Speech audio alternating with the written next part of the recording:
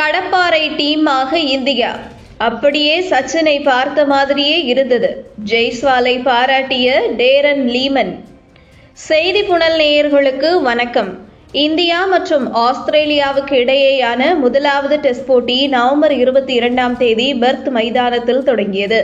தொடக்கத்திலேயே ஆஸ்திரேலிய பந்துவீச்சின் தாக்கத்தால் இந்தியா முதல் இன்னிங்ஸில் வெறும் 150 ரன்களிலேயே சரண்டர் ஆனது. இதைத் தொடர்ந்து ஆஸ்திரேலிய அணியும் இந்தியாவின் தீவிர பந்துவீச்சை சமாளிக்க முடியாமல் 104 ரன்களிலேயே சுருண்டது. 46 ரன்கள் முன்னிலை பெற்று இரண்டாவது இன்னிங்ஸை தொடங்கிய இந்தியா மூன்றாவது நாள் ஆட்ட நேரத்தில் 6 விக்கெட் இழப்பிற்கு 487 ரன்கள் குவித்து டிக்ளேர் செய்தது. இதனால் ஆஸ்திரேலியாவுக்கு 534 ரன்கள் என பெரிய இலக்கு நிர்ணயிக்கப்பட்டது. இன்னிங்ஸில் யசஸ்வி ஜெய்ஸ்வால் தனது அதிரடி பேட்டிங்கால் ஒவ்வொரு ரசிகரின் மனதையும் கவர்ந்தார். அவர் 161 ரன்கள் அடித்து இந்தியாவை வலுவான நிலைக்கு அழைத்தார். அதோடு விராட் கோலியின் அரை நூற்றாண்டு பூர்த்தி செய்த சதம் இந்திய அணியின் ஓவரால் ஸ்கோரை உயர்த்தியது.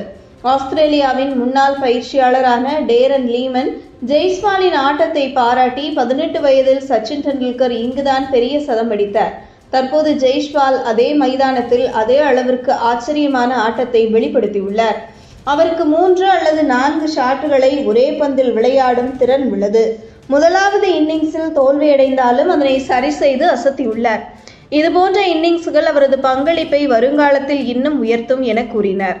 இந்த பேட்டிங்கால் இந்தியா ஆஸ்திரேலிய அணிக்கு மிகப்பெரிய இலக்கை நிர்ணயித்துள்ளது. 534 ரன்கள் இலக்கை எதிர்கொள்வது ஆஸ்திரேலிய அணிக்கு மிகப்பெரிய சவாலாக இருக்கும்.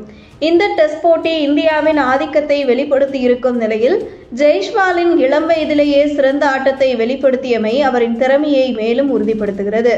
இதுபோன்ற செய்திகளை தெரிந்து கொள்ள செய்தி புனலுடன் இணைந்திருங்கள்.